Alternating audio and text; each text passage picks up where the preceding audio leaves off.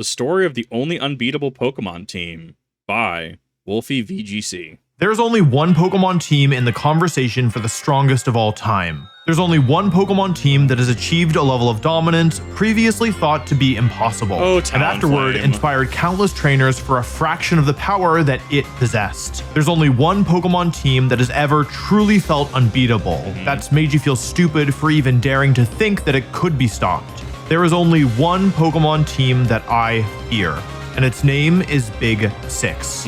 It's difficult to put into words just how unbelievable this team was. Those of you not around for the era of Big Six might really struggle to comprehend it, and I don't blame you, because there's never been another team that even got close that I can use as a reference. Even if you didn't play during the Big Six era, which was more technically during the 2016 season, if you're active in the competitive Pokemon space, you've most likely at least come across the name of it before. You've heard the team mentioned that broke so many players, that threatened to consume the entire game itself. But maybe you don't know much more than the Pokemon that were on the team and the fact that it is really scary. Personally, that makes me happy. I'm glad that so many of you didn't have to go through what us old heads went through, that you didn't have to suffer the way that we suffered. If you started Dude, this is actually Yu-Gi-Oh! Players living through Teledad format, or like Dragon Ruler format, or Tier Laments, Tier Cheesy format. Yeah, that foobarred a lot of people. Following competitive Pokemon since 2016, you'll have experienced a game that was, at least by comparison, much healthier, so much more vibrant. But 2016 and the reign of Big Six can only be described as a travesty, as we stared into the abyss and 6 Pokemon stared back. But for all of the horror that it did cause, Big Six is a really important part of understanding competitive Pokemon's history. And dude, I honestly disagree with Smeargle being allowed in competitive. Smeargle's kind of a gimmick, but like Dark Void, Darkrai's signature move, it got nerfed because of Smeargle. Because while Darkrai itself is a mythical Pokemon, quote unquote event Pokemon, so therefore not usable in VGC, it literally got nerfed because Smeargle had access to it. Just ban Smeargle, or just ban certain Smeargle sets.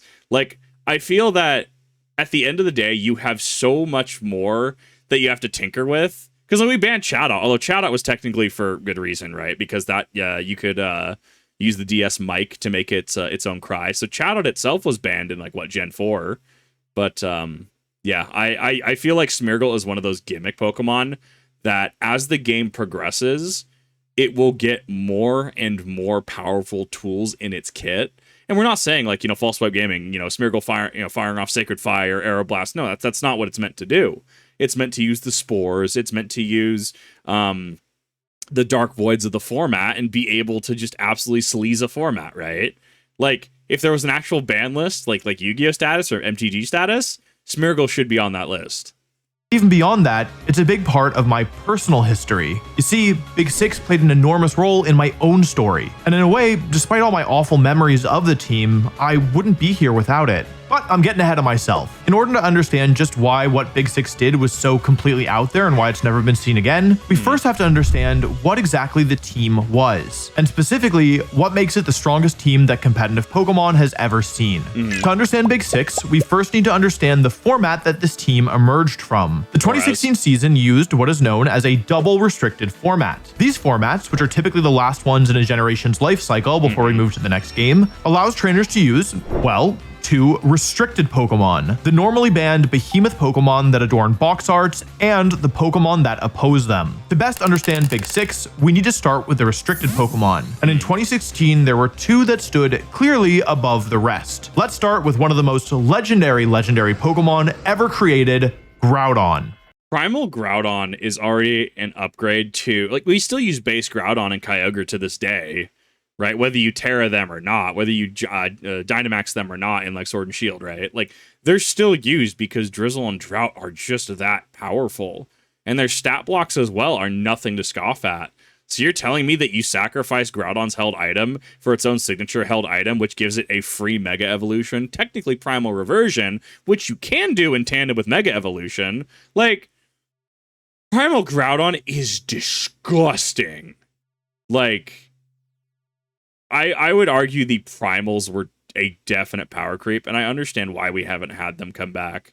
Like, I like them thematically, but like, yeah, that is a lot of value in that kit.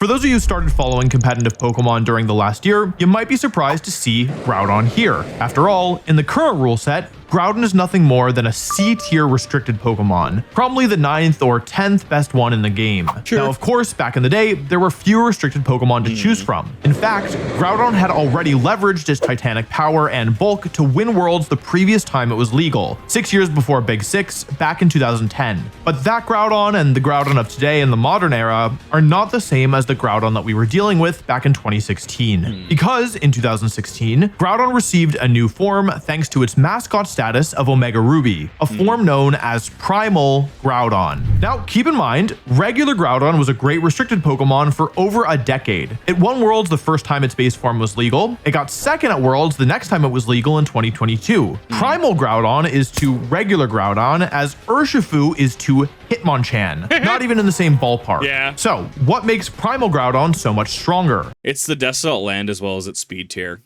Because if I remember correctly, Kyogre will always outspeed it. I'd have to look at the speed tier, actually. Let's go Primal Groudon. I'm going to Pokemon DB because I just like them better. Primal Groudon is... Sorry, that's Base Groudon. Base Groudon's 90. So it's your speed tier at 90. Look, the stats are nothing to scoff at. So we have base 90. And then if we go Primal Kyogre... Primal Kyogre is also, well, it's also at a 90, so I guess they technically speed tie, so it's technically a coin flip. Although running a slower Groudon is going to be beneficial because the faster Pokemon's weather will affect it first, because that Pokemon is higher up in the speed tier, right? So if you have a Kyogre with any sort of speed investment, and you have a Groudon, even if you just don't put IVs or EVs into it, right? As you can guarantee you can underspeed a Kyogre or a Rayquaza, right? Rayquaza's 95, so you generally will always underspeed a Rayquaza, right? Mega Rayquaza specifically. It's just gonna be one of those things where their weather will go off first, their Delta Stream or their Primordial Sea will go off first, and then you can override it because you've designed Groudon to be slower, therefore ensuring that water-type moves effectively fizzle, and especially if they have a Kyogre out on the field, then they are, a Primal Kyogre's out on the field turn 1, they can't use their stab. They can't do it. Remember, Groudon also gets an additional stab as well. Groudon does actually become Fire-type with the Primal Reversion. So you have 2 stabs, and yes, you'd be 4x to water, but that's why Desolate Land comes into play to cover up that 4x weakness.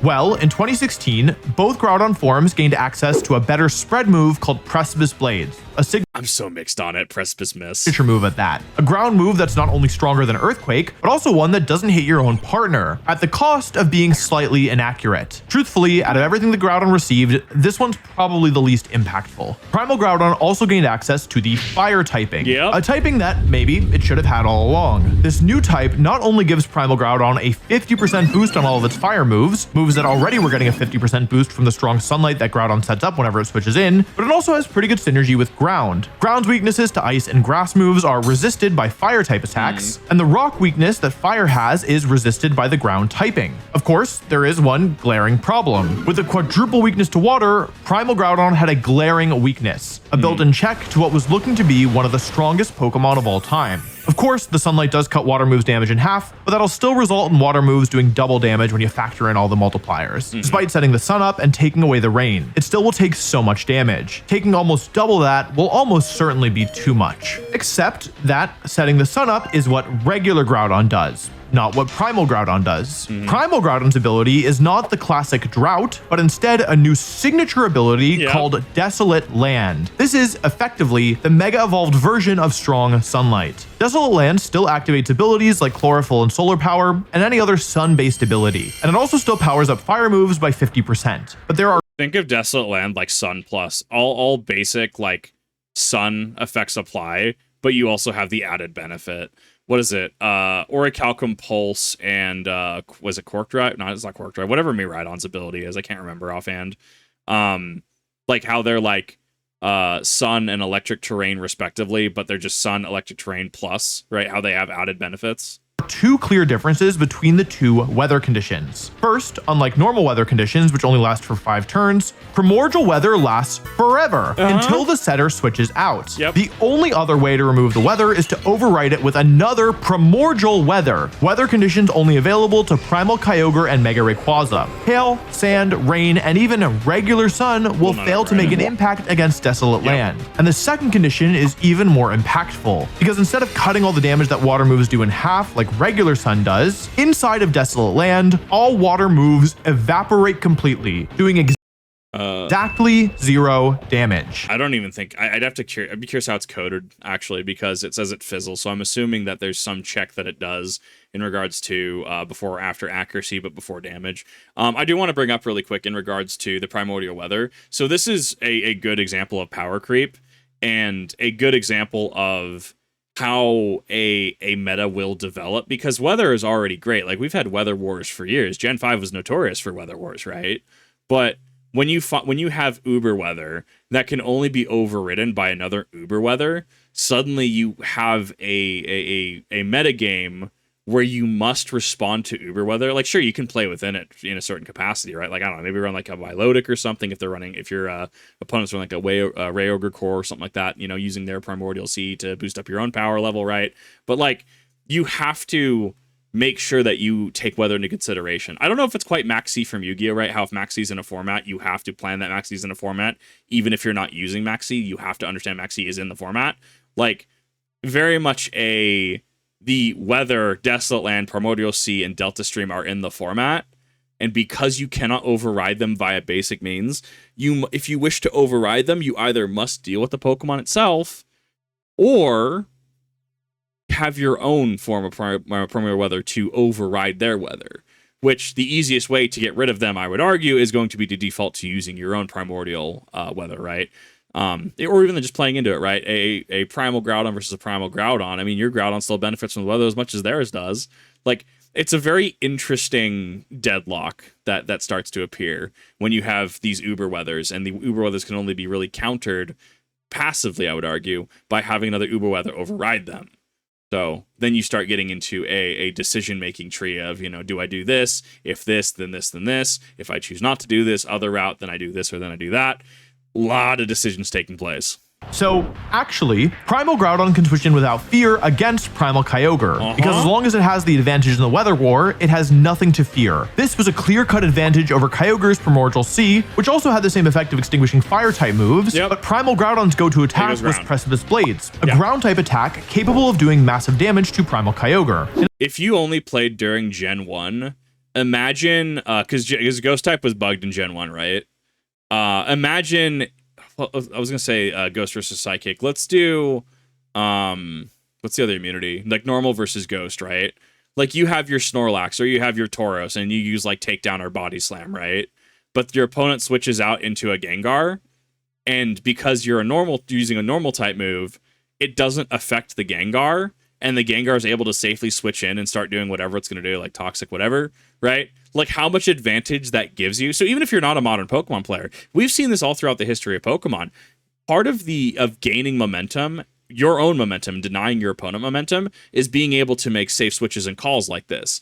Being able to U-turn, because U-turn and flip turn are great moves, where you can do some chip damage and then pop out, so you can hop out and have an immunity, right? So if you say have a Kingdra on board and your opponent has a Salamence and you say outspeed their Salamence and then you flip turn, you whack them, do a little bit of damage, you swap out and they say the Salamence was going to use something like Dragon Claw, and you bring in, say, I don't know, insert fairy type here, Mimikyu, right? You bring out a Mimikyu and they're locked into Dragon Claw because that's the move for the round. They use the Dragon Claw doesn't affect the Mimikyu. Now you have a full HP Mimikyu just sitting there, ready to play Rough It, and now it forces your opponent. Do they swap out? Do they try to swap to something different? Are they going to already have the out to Mimikyu? And we're assuming post Sun and Moon nerf Mimikyu, where disguise, when the disguise breaks, it actually does a little bit of damage to Mimikyu rather than being able to disguise and focus sash, because that was dumb. Someone who used that was pretty dumb. In other words, Primal Groudon could switch in somewhat safely against Kyogre, but the same wasn't true in reverse. Kyogre mostly uses its rain offensively, but Primal Groudon put its own weather to work for both offensive purposes and defensive ones. Of course, Primal Groudon does still have one weakness when the sun was blazing: to ground, but this weakness was not especially easy to exploit. First, most ground type moves are physical, and Primal Groudon has tremendous physical bulk. Second, there just weren't that many great ground types, other than Primal Groudon, of course. Yes, Landorus Therian existed, but given that it had to rely on Earthquake, it didn't actually do as much damage as you might expect. And frankly, it just wasn't that good in this format because of how strong the other Pokemon were. And to be clear, I did win a regional with Landorus Therian during this year, so I feel somewhat qualified to tell you that it actually wasn't that strong. In other words, if you wanted a good Pokemon to hit Groudon with super effective ground type attacks, which again were the only real way to hit it with super effective damage if you didn't deal with Primordial Sun, your best and kind of your only real answer was your own Primal Groudon. You see what I alluded to earlier, how the best way to deal with these, because you also benefit from the Primordial Sun, right? You also you benefit from Desolate Land, right? So then it becomes a Groudon war of keeping Desolate Land up and being able to knock out your opponent's Primal Groudon to be able to capitalize and gain momentum off of that, right? Like, this becomes a very focused format, like a clear tier 1 starts to develop, right? Where are you using Primal Kyogre? Are you using Primal Groudon? Are you using Mega Rayquaza, right? Why? And if you're not using them, why are you not using one of them, right? Why would you opt to not use one of the primals? How? And at that point, you have to answer, how do I counter the weather? Sure, I might benefit from Desolate Land, or I might benefit from Primordial Sea. But even if I can benefit from them, how do I play with the understanding that this will be in the format, especially at high tiers of play? What is my gameplay, right? Or what is my game plan? If you know that a format is going to be primarily Trick Room focused, what is your out to Trick Room? Is it that you have low speed Pokemon and you're playing into Trick Room? Is it that you have your own Trick Room setter that can undo the Twisted Reality, the warp dimensions to be able to, have speed function normally again? What is your plan to deal with that? And obviously, it is a lesson in, like, you can only do so much, right?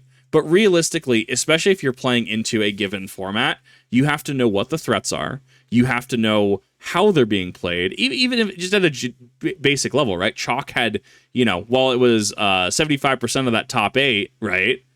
And it was played, 6-7 different ways, right? So, but you at least know the standard, okay, but this is kind of what's going on here, right? Like, I can tell you, Talonflame, right? Especially pre-nerf Gale Wings, it's going to abuse those Gale Wings. It's going to try to use that Tailwind. It's going to be able to use Brave Bird. Like, that Talonflame is going to try to be a glass cannon, right? So, if someone's running, I don't know, for some reason, like bulky Talonflame with like leftovers of Shellbow or something like that, at least you know what Talonflame is, though. You know what its strengths and weaknesses are, and thus you can play into it better. What are the strengths and weaknesses of weather? How do you counter weather? And if you're not countering weather, how do you at least play under weathers? What is your game plan, right? A lot of information. I know these are all considerations that get made. Players wanted to open up the water weakness, they usually had to spend a turn switching around, giving Primal Groudon time to launch the devastating Precipice Blades. Its job was to sit in the field, be nearly impossible to kill, and output consistent damage. Even with Precipice Blades' less than stellar accuracy, Groudon was able to be active for so many turns that you could afford to miss a Precipice Blades here or there. Primal Groudon is a Pokemon with no real equivalent in the modern games. Calyrex, Miraidon, Urshifu, Fluttermane, these are all great Pokemon, and truthfully, they're all broken in their own special ways, but dealing with them is nothing like dealing with Primal Groudon. These Pokemon have counters. It's kind of a crazy concept, putting myself back in 2016 brain, but like, you can stop them if you want. It just might be a little tough. Primal Groudon, not so easy to stop. In many ways, it was the Pokemon that had it all. The first restricted Pokemon on the team, and the Pokemon that was not the single biggest threat on Big 6. Let's talk about the strongest Pokemon on the team.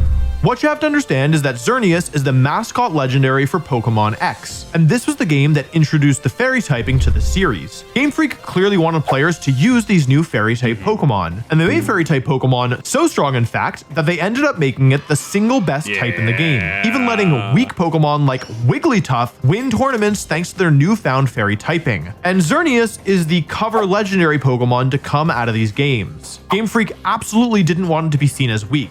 as in a way, it would be the mascot for not only the games, but for the typing as a whole. So they decided to make what is, in my opinion, the single most broken Pokemon ever created. Dude, that Geomancy just hard carries. Xerneas was the best type in the game, and it has a great ability that powers up its fairy moves even further, as well as the fairy moves of its teammates. But what really What is Fairy Aura's... How much are we talking? Is it like an 33%? So not quite a full stage. It's effective. Its ability effectively gives it a life orb. makes it broken is its signature move, a move that still makes my stomach drop every time I think about it. Yeah. A move called Geomancy. Yeah. Now, Geomancy doesn't do any damage, so how good can it be? To give you an idea, let's talk about another attack, Quiver Dance. It's widely accepted that Quiver Dance is just about the best quote-unquote standard move that you can use to power up one of your Pokemon. By attacking just once, your Pokemon will receive not one, not two, but 3 stat boosts, one each in its special attack, special defense, and speed. Honestly. With just one attack, you become stronger, tankier, and faster. It's a pretty absurd move, and it's mostly relegated to bug-type Pokemon in order to keep it from taking over the game. Yeah, Pheromosa. Didn't Pheromosa get access to that? Oh my god, did you? Oh, I need to check. Pheromosa. I know that Xurkitree lost Tail Glow going out of Gen 7, which really made me sad. Yeah, no, it still gets Quiver Dance. Yeah, it still gets it via level up. Disgusting. Geomancy is similar to Quiver Dance. In fact, it also boosts your special attack, special defense, and speed. Except, it isn't on a bug-type Pokemon, but on the strongest Fairy-type legendary Pokemon ever created. Oh yeah, and it doesn't raise each of those stats once, like Quiver Dance, but instead, twice. By clicking Geomancy a single time, Xerneas receives 6 stat boosts, doubling its special attack, special defense, and speed stats. So I also want to point out, literally looking at Xerneas, dude, this stat block is kind of disgusting. Like, you could probably max HP speed investment this, choose what side you want to attack on. Personally, I'd probably do special attack. Sure, if you're at a speed tier of 99, I don't even know if you go full speed investment. I mean, you could play into the speed tier. This will always underspeed Garchomp, but you don't really care, right? This does outspeed Rayquaza because Rayquaza is base 95. So if you did go full speed investment, you would always outspeed Rayquaza. But like, you could actually like hardcore go like hyper bulky set, or you can shore up its weaknesses. A 95-98 split is arguably kind of disgusting. Like, and that's already with the thing that literally just. Grats, this gives you a life orb worth of more in terms of fairy type moves, right? Yeah, Geomancy is just absolutely disgusting. Like, this move's reputation precedes it, let's put it that way. Game Freak surely realized how completely unbalanced, how unthinkably game-breaking this is. So, in order to keep Xerneas in check, they made Geomancy take 2 turns. So you still average out to an average of 1 boost per turn, making it a slightly worse Quiver Dance in theory. Except that they messed up, because while Geomancy is supposed to take 2 turns to use, there is one single way around it, with a held item called the Power Herb. Oh, yeah, Power Herb is a consumable item that, once per battle, lets a Pokemon use a charge attack move in just 1 turn rather than your usual 2. So moves like Solar Beam, Sky Attack, Phantom Force, Dive, and Fly, these types of moves, which we're all familiar with, can be used in 1 turn rather than the usual 2. And you might think, well, Wolf, those moves are all, those are all attacking moves. They do damage. Surely it doesn't apply to Geomancy as well. That's an RTFC moment. Like, really read what this does. It says moves that take 2 moves, right? Only do 1. Certified RTFC moment. Setup move, right? Well, that's where you're wrong, because it does apply to Geomancy, which means that suddenly, Geomancy isn't 2 Quiver Dances over 2 turns, it's 2 Quiver Dances in 1 turn, all for the cost of holding 1 measly little red leaf. And that is just too much value. Yveltal might be the life-draining Pokemon, but Geomancy-boosted Xerneas is the true avatar of destruction. So I would also like to bring to the table, it depends how the math is done as well, because how the math is done technically does change outcomes. So if we have the base stat total, and then we and then it's then we get like the 33 off of what do you call it, the 33 off of the ability, 33%, and then we get the plus 100%. Is that plus 100% being added onto the value that's already increased by 30%? Or does it add itself to like a running list of buffs, right? So it goes, base stat total plus an additional 30% plus an additional this, right? It depends how the buffs are added together. If I understand it correctly, it happens sequentially, but I could be wrong. I'm open to any Smogon players or competitive players who do know the math behind this. If I understood it correctly, because of how the math is done, you are looking at Xerneas having its base stat total increased by... No, because it would be increased on moves, right? So it would be on base. Yeah. So it would be plus 2 stages, plus 100%, doubling its base stat total, right? Doubling its base special attack on a special, like say we're using Moonblast, right? Reasonably. Using Moonblast, and then when you use Moonblast, the extra 33% is added on top of the already double special attack stat. So like, disgusting. And then I don't know if you added like a choice, well, you can't use a choice item, but like using like if you decided to use Life Orb instead, right? Let's say you had like a setup Amoongus, like Rage Powder Amoongus or something, and you wanted to increase the power even further with like Life Orb or something, right? Like when does the Life Orb get added? I also need to dive into the math. As much as I played Pokemon, I actually don't know how move math works. One on buffs, I feel like I can intuit how they work. It's fairly logical, right? In terms of, 397, doubling that, and then adding a 30% on top of it for using it. But in terms of like Mega Horn being base power 120 or Moonblast being base power 95, I actually don't know how the math on that works. I assume it's 95% of the total special or 120% of the total physical set. I don't know. I don't know how that actually works. Which goes to show I don't know everything, and I love watching videos like this, because I get to learn things, and sometimes I get those comments that actually clarify, well, Kip, this is actually all you need to know. It's actually rather simple. So it helps augment my own knowledge and augment your knowledge as well. Once it's set up, it can run through teams solo, outspeeding every opponent as it lays waste with Dazzling Gleams and Moonblasts, all while nearly invulnerable to special attacks thanks to its good natural bulk, now having doubled special defense. Xerneas was so powerful that it didn't even need to run any coverage moves. Between Fairy Aura and Geomancy, even Pokemon that resisted Fairy would find themselves to hit KO'd a lot of the time by Moonblast. It's one of the rare times that we saw almost no experimentation with a Pokemon's moves or item. Geomancy Power Herb was so strong that nobody felt the need to use anything else. What was really messed up is just how well Primal Groudon and Xerneas synergized with each other. I'm trying to remember. Well, so Groudon is going to synergize with this because Xerneas is pure fairy type, meaning its weaknesses are going to be poison and steel. What's going to hit poison and steel for damage? Ground, right? And then obviously you're going to have water. Groudon already deals with its water weakness. I don't remember what its other type effectiveness is. I know Wolf went over it in the video already. Primal Groudon, having to pull that up again. Let's see, Desolate Land. So that means ground weakness, but even then, like ground is going to be neutral to fairy, especially on a boosted fairy move. You're doing some spicy damage, especially because Primal Groudon, especially if you're running Moonblast, only has a special defense of 90. So we might see some experimentation at that point with Groudon's being bulky special on the special side of things. But like, what does that do to the math? How does that threshold Xerneas? Does it threshold Xerneas? Is it relevant, right? These are all questions that come up. Yes, both of them had incredibly powerful spread moves, which let them create incredibly tight pins. And yes, Groudon was incredibly physically bulky, while Xerneas was basically untouchable on the special side. But the most unfair part of playing against this duo was their typing. Part of the reason that Xerneas only needed to use fairy moves, apart from Fairy Aura, was the fact that Primal Groudon filled in its gaps perfectly. Only 3 types resist fairy: Steel, Poison, and Fire. I'm gonna go through Oraz again fairly soon. I want to go through Oraz again, and I'm going to build this team, and I want to see how disgusting this is when I can pilot it.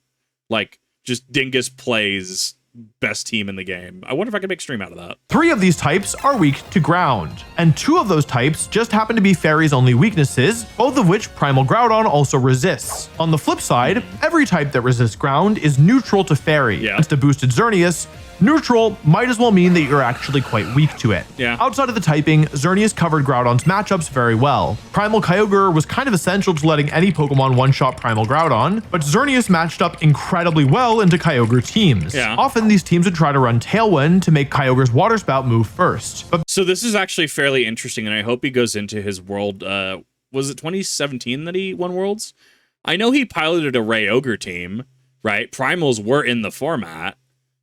How did he compensate for specifically, how did he compensate for Xerneas?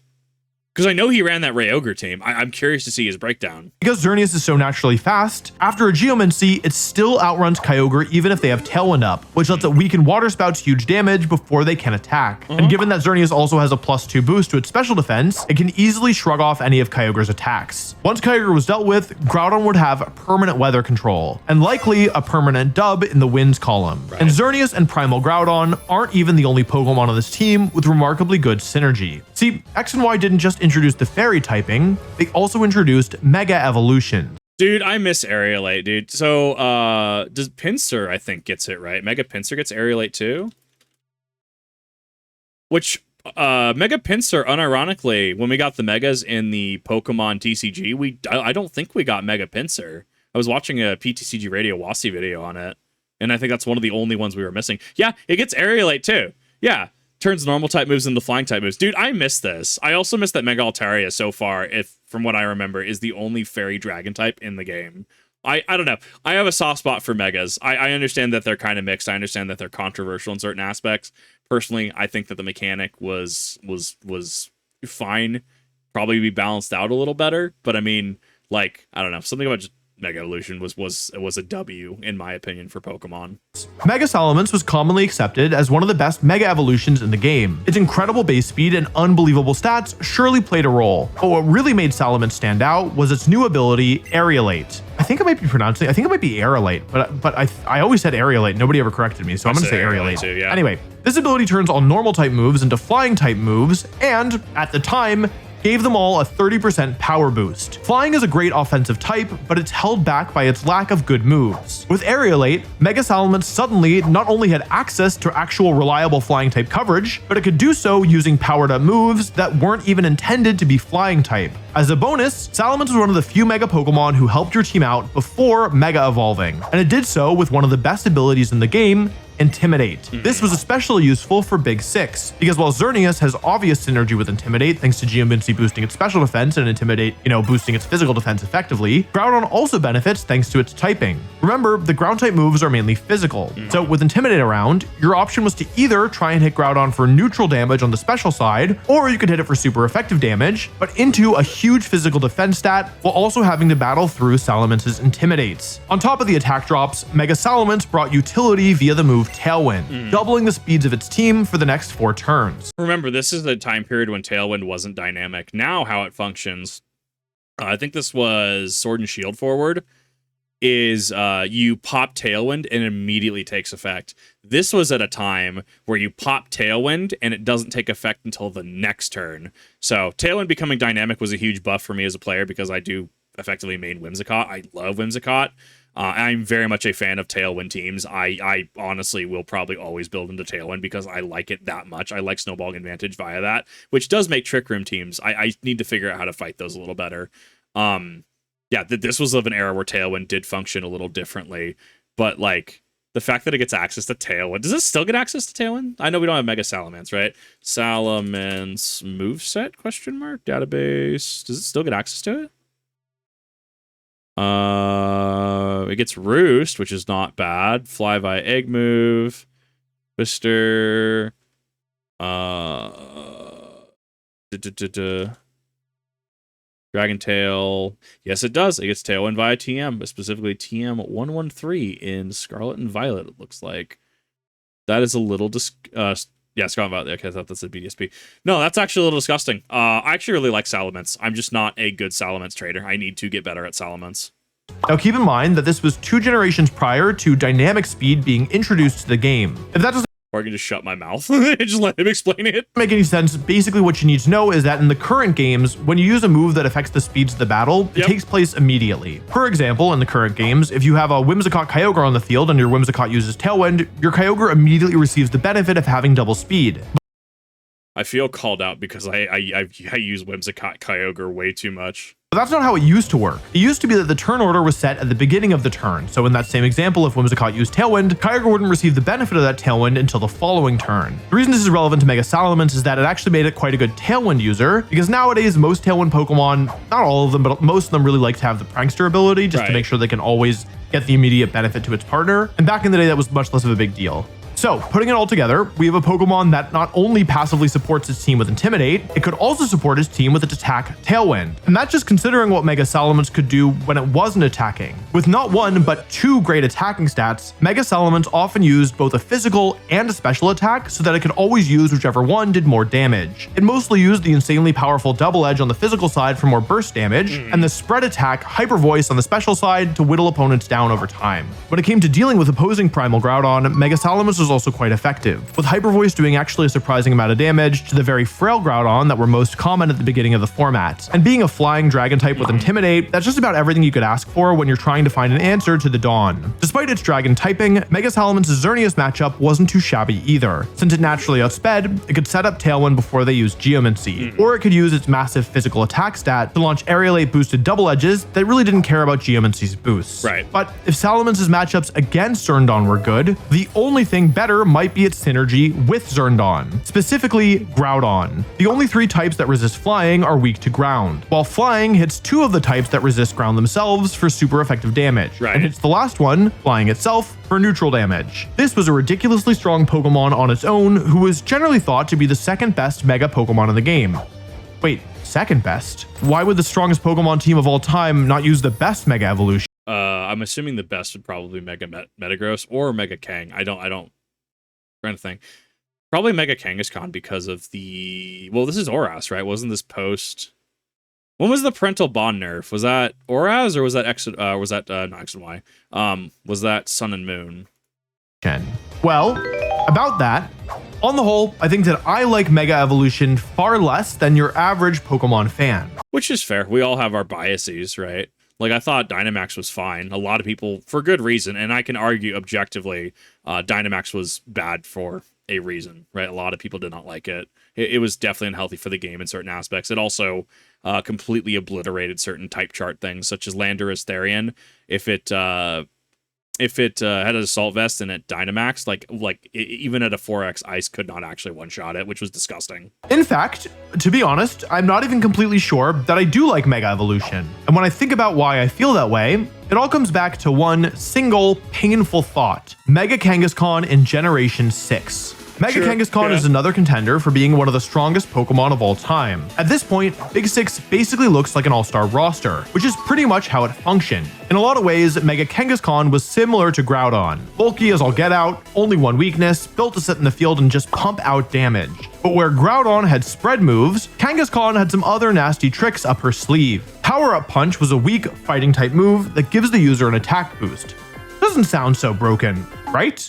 Except that Mega Kangaskhan's ability is Parental Bond, causing all attacks that it uses to hit twice. And this was pre-nerf. I'm looking right now when this was actually nerfed.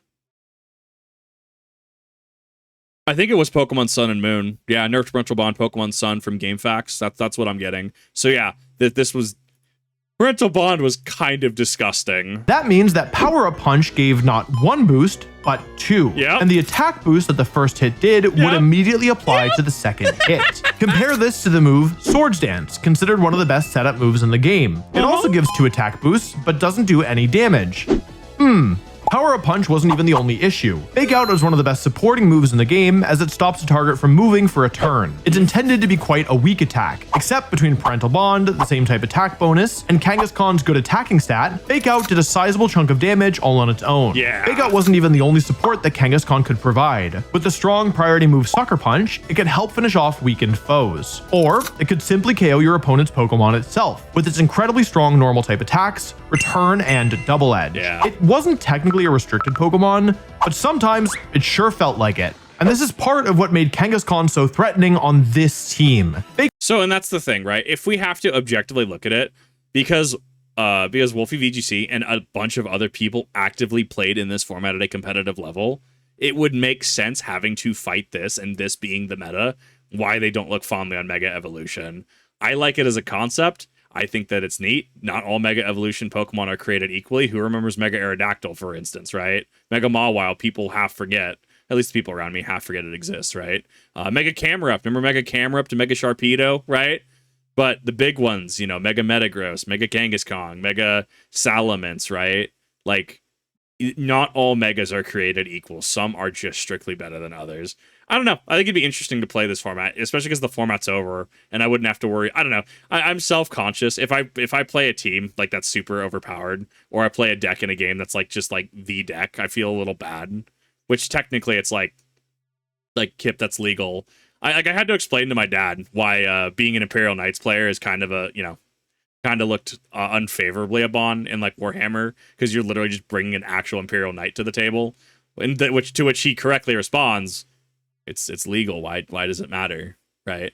And I think that's I feel like that dives into gamer psychology, potential elitism, and I think that there's a number of commentaries we could draw from that. I would bog down the video if I tried to really go into that. However, point being, I would feel far less guilty in a retro format like this, playing a team like this and learning how it operates, rather than doing this, say, in something like Scarlet and Violet, if an equivalent did exist. Out could support Xerneas as it's set up? Sure. Sucker Punch could finish off a Pokemon that barely survived an attack from Groudon? Yes. But if you ignored Kangaskhan and tried to deal with the Xerneas or the Groudon first, suddenly you could find yourself losing a Pokemon to Double Edge. Or worse, find Kangaskhan doubling its attack with Power Up Punch. Now you have to deal with both Primal Groudon and a souped up Mega Kangaskhan. Think about just a very simple lead: Xerneas and Kangaskhan. If you think Kangaskhan's gonna fake out while Xerneas uses Geomancy, well, you should probably use your Pokemon to try and get some damage on Xerneas, which basically requires you to attack with both of your Pokemon into Xerneas, as you can't be sure which one Kangaskhan's gonna fake out. Imagine the Xerneas using Protect, though, because of that predict. But what if Xerneas protects while Kangaskhan just uses Power Up Punch? Well, if that's what you think's gonna happen, then you should double Kangaskhan. But if you guess wrong, you're immediately so far behind, as Fake Out plus Geomancy could just be game losing if you don't damage Xerneas. The fact that you can gain or lose so much momentum on such a hair thin like edge is kind of wild. This is a high powered format.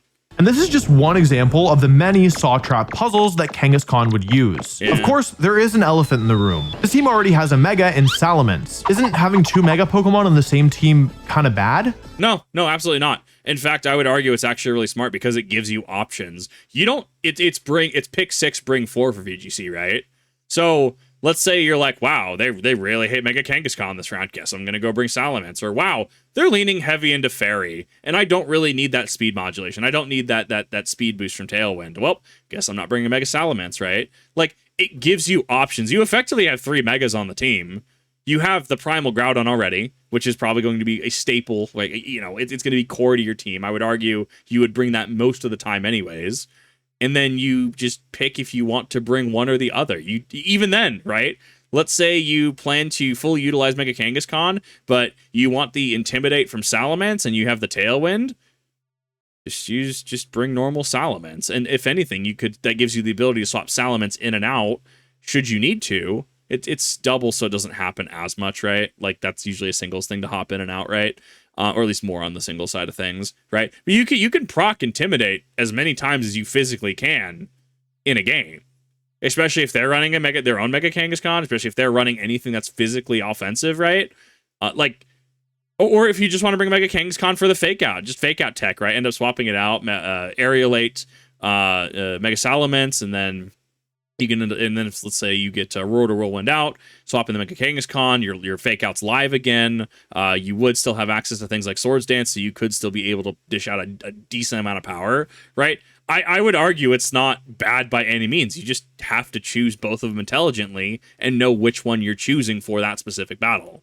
Well, most of the time, putting 2 Mega Pokemon on one team requires some consideration, since most of the time you're not going to be able to bring them together to the same battles. Right. And well, yeah, you're probably not bringing Salamence and Kangaskhan together most of the time, unless you're doing some weird, like, Intimidate, Tailwind, Support Salamence shenanigans. The cost you pay to run 2 Megas is way lower than normal in this format. In competitive play, you bring 6 Pokemon to a match, but only select 4 each battle. Having 2 Megas on your team means, effectively, each match you need to pick only 4 out of your or 5, since you shouldn't bring both Mega Pokemon together. But since this team already has both Xerneas and Groudon, they're probably going to be coming to most of the battles on their own. So instead of picking 4 out of 5, you're instead really picking 2 out of 3. And that makes it way easier to justify leaving one of your Megas behind. To give you an idea of how broken Mega Kangaskhan was in Generation 6, let's look to the future, to Generation 7 when it was nerfed into the ground. In Generation 7, Game Freak changed Parental Bond from a 50% additional attack to 25%, removed Power Up Punch from its moveset, and nerfed Sucker Punch. I actually didn't know it no longer got Power Up Punch. I don't know. And that's one of those things where, like, I understand why Pokemon does it. So I there's a couple things from this is, I guess, is a purist Pokemon stance, I guess, or has roots in purist Pokemon, right? Where, you know, back in my day, we could bring Gen 3 all the way up, right? You know, you go through all the, the adapters, you're able to bring Gen 3 up to Gen 4, Gen 4 to 5, etc. Like, you're able to bring Pokemon all the way, and they're relatively the same. Modifying stats, like I know Masquerain had a stat modification. I think Wigglytuff had something added or added to its stats, giving older Pokemon new typings, like giving something fairy typing when it was originally normal before, which I incorrectly assumed at the time meant that normal was going to be phased out and it was just going to become fairy at that point, which I'm glad that was an incorrect statement. I'm glad that was incorrect. Like, it's like Xurkitree and Tailglow, right? Like, bringing Xurkitree up past Ultra Sun and Ultra Moon, like, it no longer gets Tailglow, which, I don't know, to me is kind of a bridge too far. If you wanted it not legal for the format, because I feel like it caters to competitive play, right? If you want it not legal in the format, right, just have it not legal in the format, or have it not legal for that specific dex. I don't know, but I think at that point I'm treating it more like a TCG with a ban list than I am Pokemon, right? So, and that's the thing, is I think could be taken as an L take, right? You need to balance things like this, because clearly if things are left to, be left to their own devices, that's how you get a team like this, right? And yeah, I'm used to, things like Yu-Gi-Oh, where it's like, yeah, this card's kind of oppressive, we're gonna ban it, or like they unbanned Delinquent Duo for a single format, and then they're like, yeah, that was kind of dumb, and then they ban it again, right? Like, outright just moving moves from Pokemon or like modifying their stats, I think is a bridge too far. And that's why, honestly, I've gotten less and less enjoyment of Aegislash after it's been quad nerfed at this point. And Mega Kangaskhan was still one of the best Mega Evolutions. Now, consider Mega Kangaskhan before it was nerfed. With 4 of our attackers covered, let's talk about support, starting with the strongest regional bird that we've ever seen, Talonflame. Yeah, pre-nerf Talonflame. Pokemon with an ability so good that it managed to be a top threat, even though it has a worse attacking stat than Amoonguss. Those of you who didn't play during Generation 6 might be surprised to hear this, but Talonflame was one of the single best Pokemon in the game at the time, and could even keep up in a format dominated by Xerneas and Primal Groudon. See, in Generation 6, Talonflame's Gale Wings ability gave all of its flying moves increased priority, with no qualifications. Yeah, now I think it's at full health. Like, they really nerfed Gale Wings. And it turns out, having a 120 base power move that you can use before any other Pokemon attacks for the turn is pretty good. I think that's actually just Extreme Speed. Pokemon Extreme. Extreme Speed is obviously a +2, but it's a normal type. No, it's base 80. I'm sorry. I thought it was 120 for some reason. Unless it's 120 in older generations. Oh, actually, things I didn't know. Generations 2 through 4, Extreme Speed had a priority of +1. And then it was also formatted as a single, it didn't have a space. It was just Extreme Speed without a space. Now it has a priority of +2. So I didn't actually know that. But it's only +80. Yeah, so this is literally better than Extreme Speed in terms of power, even though it's only +1. But like, for Extreme Speed, you're going for the +2, let's be honest. While its attack stat left quite a bit to be desired, Groudon Sun meant that Flare Blitz could do good damage, while supporting moves like Quick Guard, Will-O-Wisp, Taunt, and most importantly Tailwind ensured that Xerneas could get its job done. Now, I don't want to talk too much about Talonflame, because while the original Big 6 team featured Talonflame, when players updated and adapted the team, it was usually the first Pokemon to go. It's more important to understand Talonflame on a conceptual level, that the Pokemon in this slot's job is to primarily support your team, especially by making your partner Pokemon move before your opponent. But I'm getting ahead of myself, because there's still one Pokemon left that I've yet to cover, and I've saved it for last for a reason. It's arguably the most toxic Pokemon in the entire history of the game. Like, hard agree. I think Smeargle's a problem, and Smeargle should just be banned, but that's a subjective thing for me. Honestly, I would have to default to people who have far more experience in VGC, Smogon singles, like far more competitive Pokemon experience than I am. Would banning Smeargle outright solve more problems than it causes? If the answer is yes, I feel like Smeargle is just a problem that should not be allowed in competitive play. Pokemon that turned the entire format into a nightmare, literally. Yep. Even now, almost a decade later, it's difficult for me to talk about. But you have to know, the one Pokemon that has come the closest to truly killing competitive Pokemon, Smeargle. Yep. At first glance, Smeargle doesn't seem like a very threatening Pokemon. It's a pure normal type with less stat points total than Fletchling. So if you didn't know anything about competitive Pokemon, you might think that all this buildup has been for some kind of joke. But there's nothing funny about Smeargle.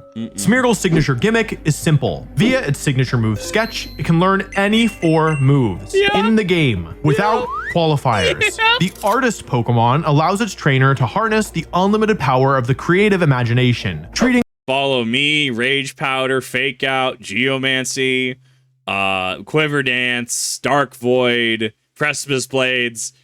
You see how this is a problem and this leads to a degenerative format if this thing is actually like in the top meta? their very Pokemon itself as blank canvas. The 4 move slots, the 4 boundaries of the frame, the only ones an aspiring maestro need keep mind of. Let instinct and design meet, creating an infinite number of paintings, each unique in their composition. Well, okay, not quite infinite. 620 possible moves to sketch. That's 146,337,616,680 possible movesets for Smeargle. Yeah. Bursting with different colors. And in the era of closed team sheets, no way for your opponent to tell which one you'd chosen until far too late. But I'm still a fan of closed team sheets. Once again, my bias is that open team sheet should not be a thing. It gives too much advantage to your opponent.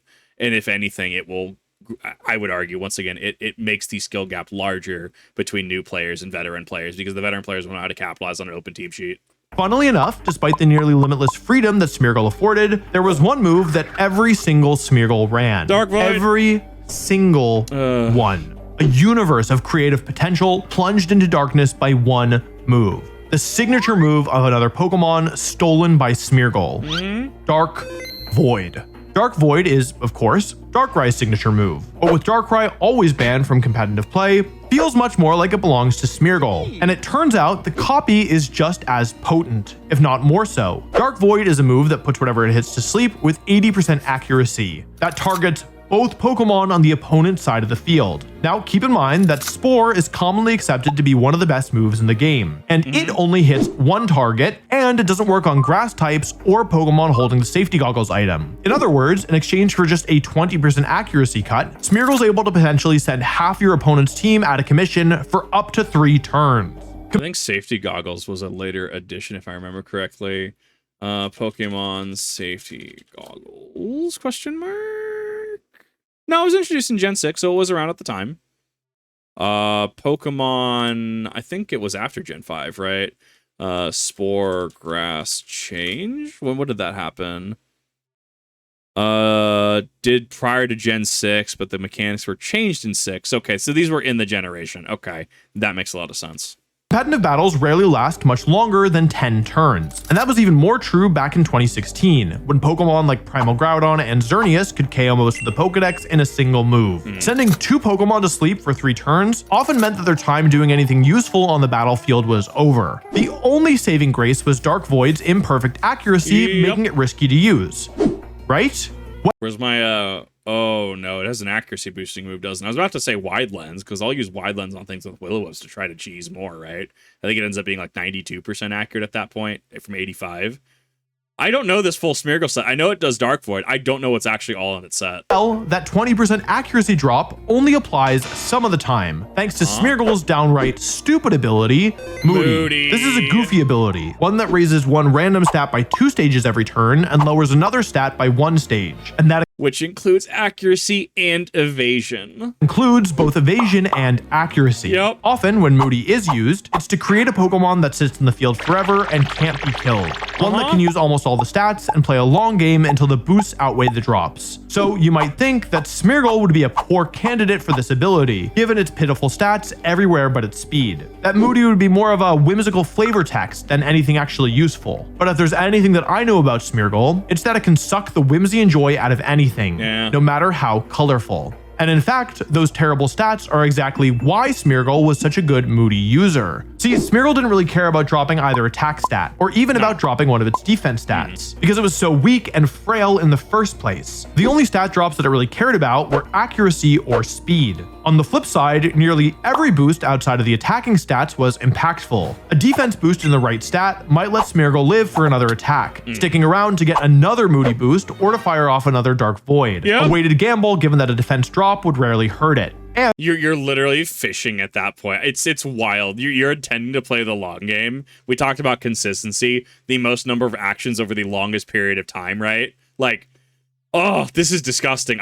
This makes me feel dirty, like, actually learning about this. if it ever did get an evasion, speed, or accuracy boost, it could run away with the game. Accuracy meant that Dark Void could now never miss. Evasion meant that you no longer have a safe way to get rid of Smeargle. And speed would mean your previously safe path of outspeeding it and knocking it out before it could Dark 75. Void just got closed down. Sure, you were rolling the dice on Smeargle's boosts, and sometimes you wouldn't get anything useful, or Moody would actually end up hurting you. But for the most part, you were playing with loaded dice. Not literally though. There is an item called loaded dice, but that item wasn't in the game. It was in Gen 9, yeah. This wasn't around at the time. Yet. Not that Smeargle would have wanted it.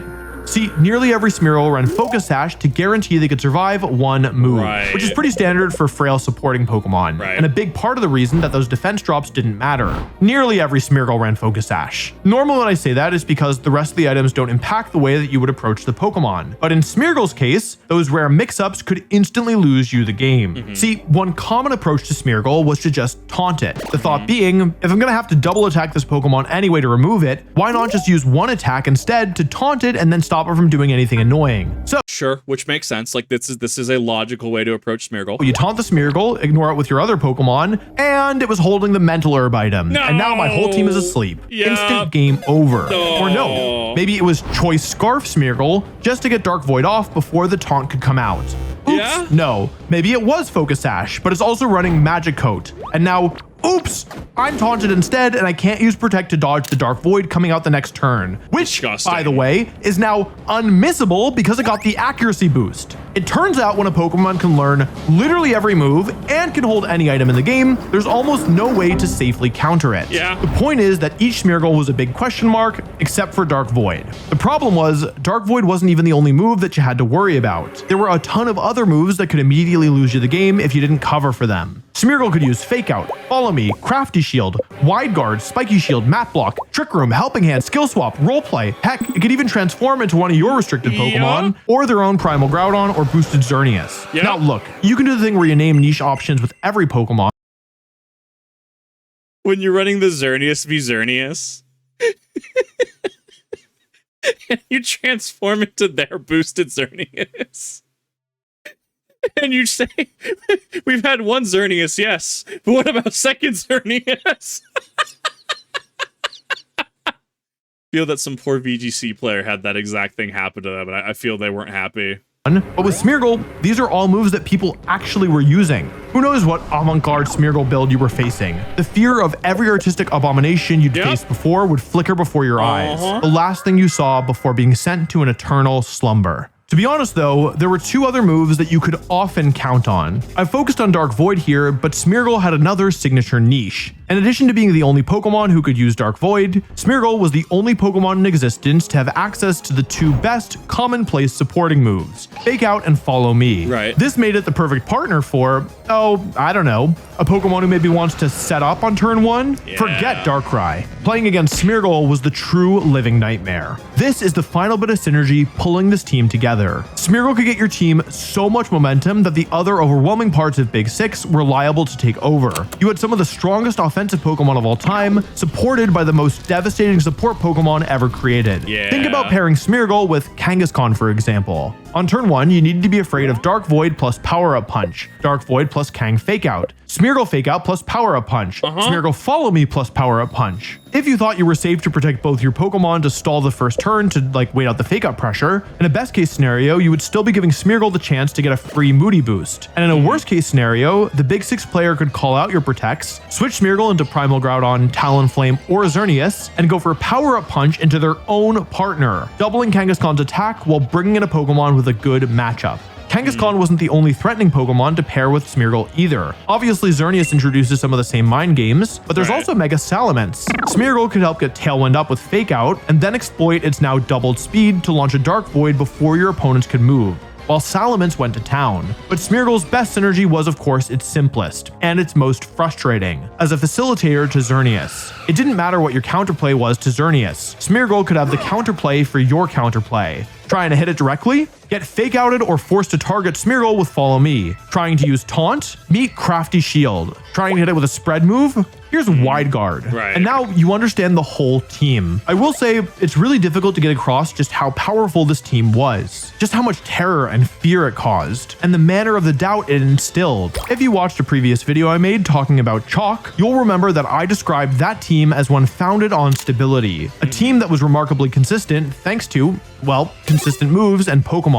Big Six was the opposite. It thrived on variance. This was not a team where everything was neat and tidy. You had to contend with Precipice Blaze accuracy, Dark Void missing, sleep turns, moody boosts, just to name a few. And still, even despite all that RNG, the team was downright soul-crushing. Maybe even because of all the luck involved. It was basically impossible to create a stable plan to take down this team, and more often than not, the luck would favor the player using Big Six rather than the one playing against it. And I think that's honestly going to lead to a lot of frustrations and issues, right? Just objectively, right? Like, we've all had the game of, so we're playing Yu-Gi-Oh! And the dude just top decks his one of in the deck, right? Top by, called by, or top decks, insert whatever card here, right? Or you're playing Magic and the dude ends up top decking just the one thing he needed, or in Pokemon, right? Where it's like, well, all right, I'm going against Big Six, and they immediately get like the minus attack plus accuracy on Smeargle, right? And it's just like, well, cool, I guess that their Dark Void isn't missing anymore, right? And I think that, I don't know how to word it, like, because in Pokemon, right, it's like, you know, your opponents say, let's say they spam like Will-O-Wisp, but they hit every single Will-O-Wisp, or they're spamming something with lower accuracy, and like yeah, you will just run into those games where like something has 80% accuracy, it will miss every single time, it will hit every single time. I know I did a Sword and Shield VGC, I was on ladder one time, and I got frozen off of a random, I think it was a blizzard. It's like 30% fair, right? But like, I was frozen for 7 turns straight, which isn't like, it's like what, 15% or something like that for the first turn, and every subsequent turn it adds like another 20% or something like that to unfreeze. 7 turns in a row with pity mechanics still frozen. And that did cause me to lose the game, right? Like, it doesn't feel good when something like that happens, and no one feels good when it's just like you're literally fighting dice that tell you to not play the game. So I think that the variance factor and the fact that, so one, the team is very modular, right? Like, as he's going over with, you know, different variations in regards to, you know, Kangaskhan and Smeargle, right? Look at all the variants, right? He's playing a Power Up Punch, Follow Me, Fake Out, you know, respectively on each of those with other moves, right? Like, there's a lot of variance and there's a lot of fishing for RNG. And because you're doing it consistently, the most amount of actions over the longest period of time, you're guaranteed to get something. Like, Smeargle's Moody inherently allows it to, if you let it, to just snowball the entire game, right? Like, it can and will do something. I would argue if it goes on for too long, you might actually see diminishing returns. But, like, getting a few good boosts in a reasonable period of time is just going to crack Smeargle wide open, right? Like, it's going to allow it to just absolutely just blitz through a team.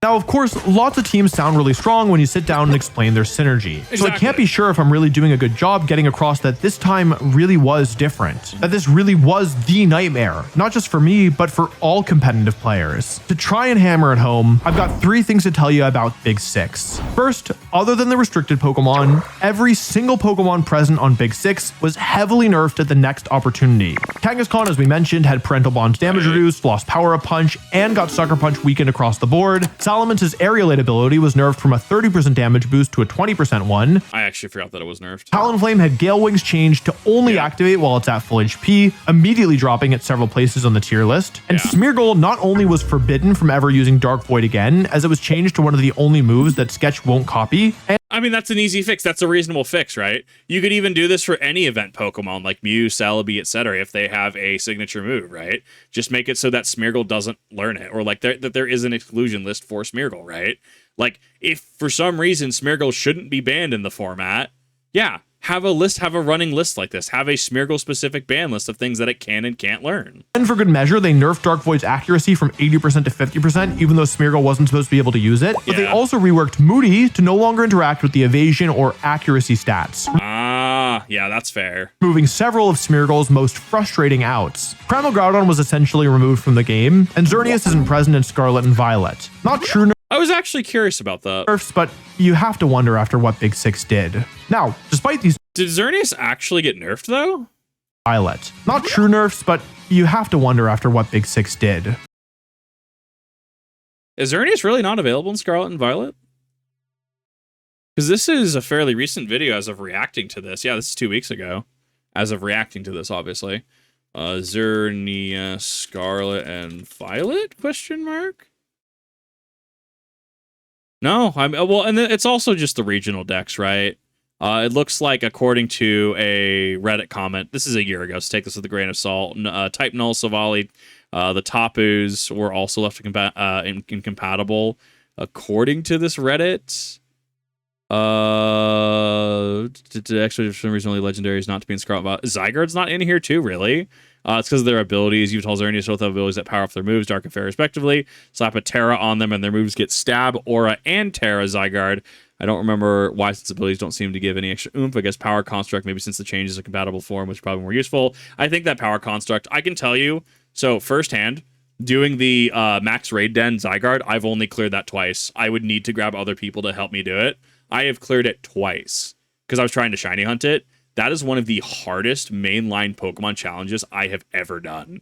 Like, that starts to get up there with Coliseum levels of difficulty for me. Like, that Power Construct Max Raid Zygarde is a little disgusting. Now, despite these nerfs, every single one of these Pokemon would go on to win many more tournaments in future games. Okay, second thing about Big Six. It was so dominant that it is the only time in history where the Pokemon Company International stated that they were monitoring the situation and were considering banning Dark Void from competitive play. Just do it. Have a ban list at this point. In the end, they decided against it, a decision that nearly the entire community disagreed with, but the fact that this was the only time that a mid-season ban was on the table should speak for itself. The third thing I want to tell you about Big Six is a little bit more personal. Those of you who watch this channel regularly know that I really love using weird, off-the-wall Pokemon, and that was way more true back in the day. The teams that I was using during this era of competitive play were often more strange than good, but I found some ways of making them work.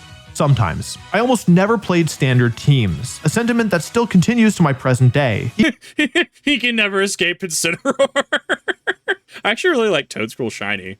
Even nowadays, when I do use standard Pokemon, I find a way of making them feel unique and my own. I brought Big Six to an official tournament. What was that Calyrex Shadow Rider set? I find a way of making them feel unique and my own. Nasty Plot protects Psyshock and Astral Barrage with Covert Cloak. Kinda hot. Haunts.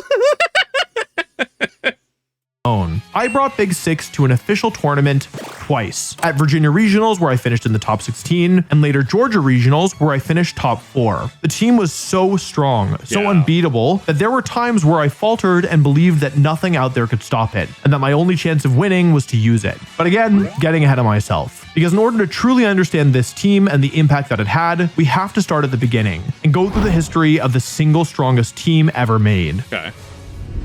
I love that we explained the team and we understand how it operates, and now we're going to break down the history of it. I actually really like that. 2016's dual restricted format officially kicked off on, as you might expect, January 1st, 2016. But our story starts a few weeks earlier, at grassroots tournaments in Japan. Players here had already started experimenting with dual restricted teams before the format officially changed. Here, Big Six was born. And who should take notice other than my good friend, Marcus Hamann? If you watched my Chalk video, you know that Marcus pretty frequently has his pulse on the Japanese scene. It's a pretty common pattern in our friendship that Marcus will tell me about a Japanese team, and a few weeks later, we see it popping up around the rest of the world for a bit. Hello, it's me from the future. So in doing research for this video, I discovered that the origin of Big Six is actually a little bit difficult to pinpoint. I was personally always under the impression that it came from Japan, and the reason for that, I believe, is because the earliest instance that I could find of anybody using Big Six was from a Japanese player who went by the name of Tony, who was a very accomplished Japanese player back in the day, and he used it actually in a friendly match against Team Germany. However, prior to Tony using this team in the show match, there was actually a UK player named William Tansley who got to #1 on the Showdown ladder using 5 of the same Big Six Pokemon, I believe. A lot of the records are a little bit hazy, to say the least. It's not easy to get information, but I believe he reached #1 on the ladder using Clefairy and Choice Scarf Smeargle, which, like, not exactly Big Six, obviously, but it wasn't so far away that I felt like I should not mention it. Anyway, many players believe the team originated in Japan, but of course, as with many ideas in Pokemon, it's hard to pinpoint an exact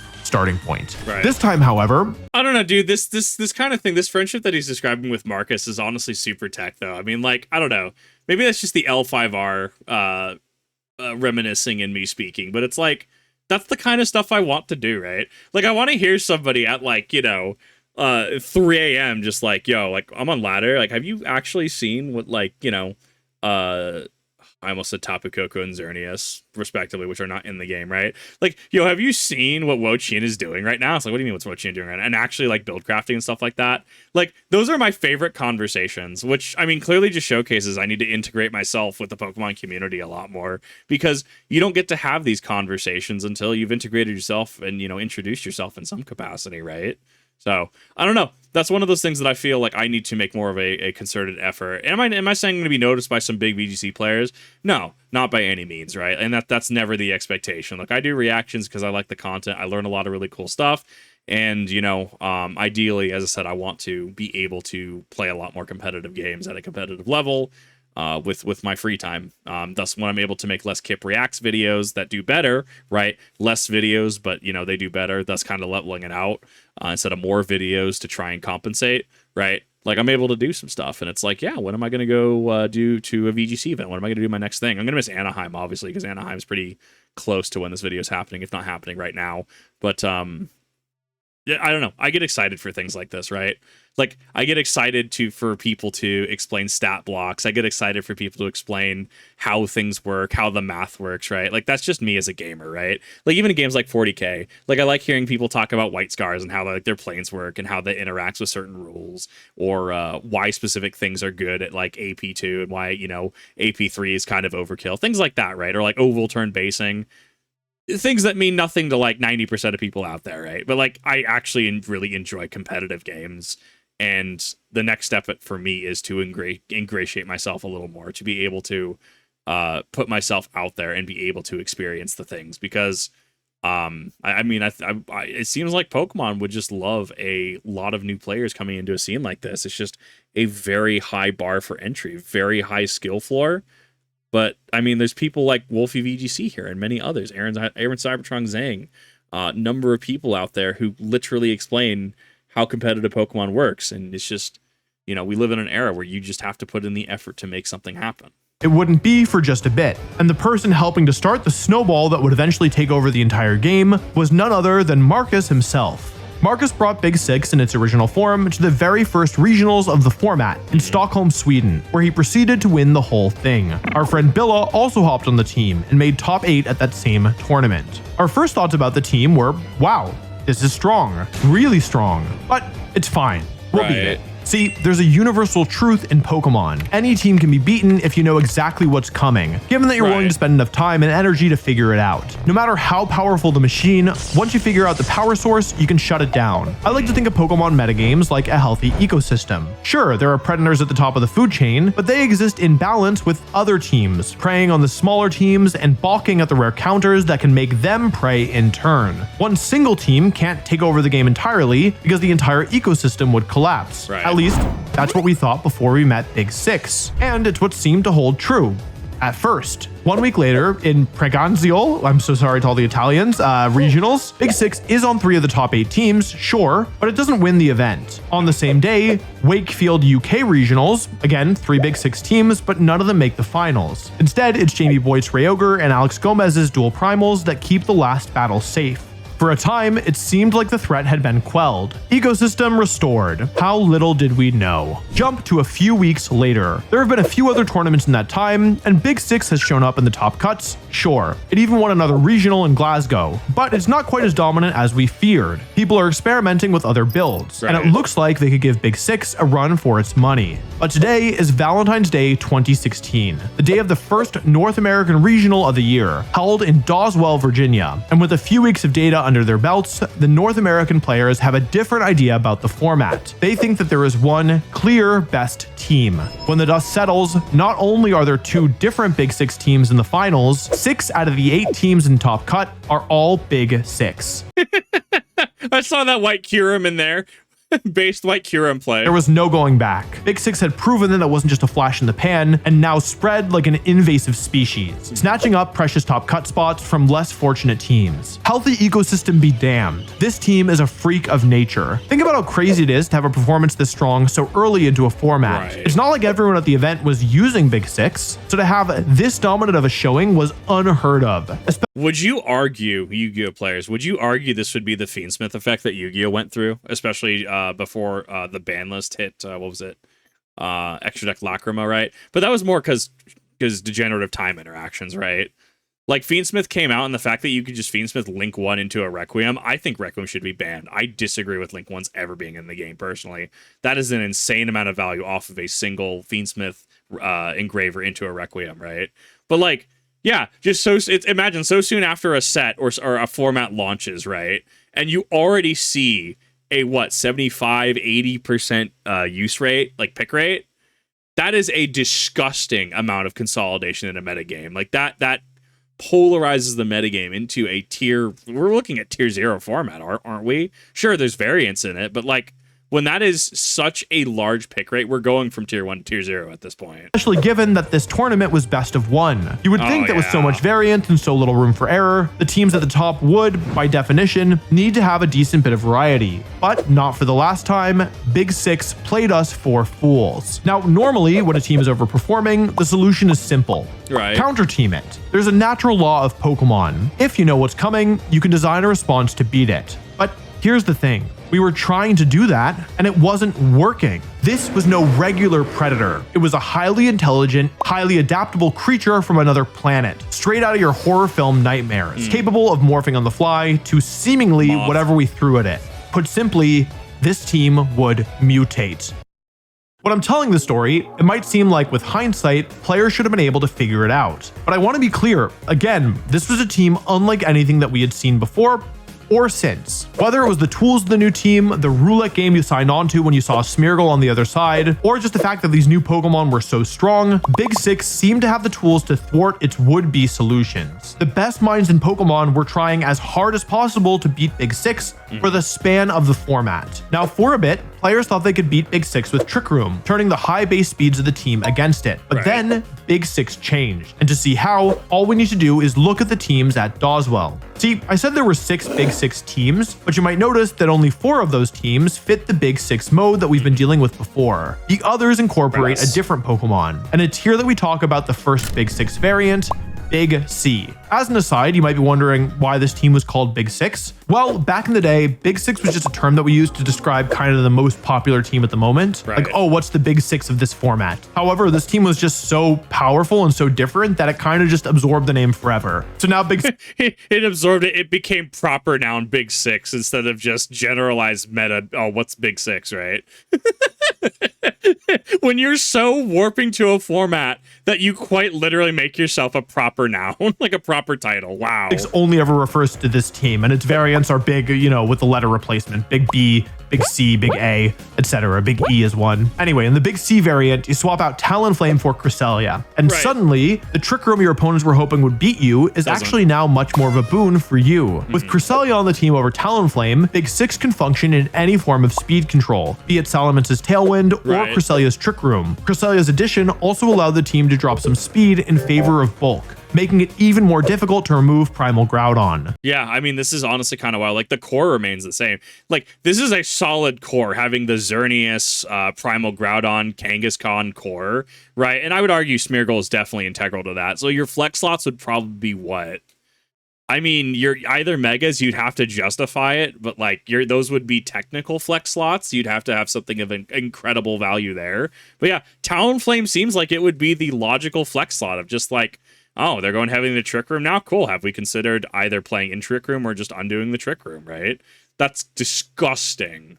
Cresselia also enabled one of my personal all-time favorite moves, Skill Swap. Yeah. This is the year where Skill Swap was one of the best moves in the game, because not only could you steal your opponent's Parental Bond or Aerialate, weakening them significantly, but if you used Skill Swap on Primal Groudon, you would not only make it immune to all ground-type moves, which is its only weakness inside of Desolate Land, but you would also reset Desolate Land if it wasn't active. This was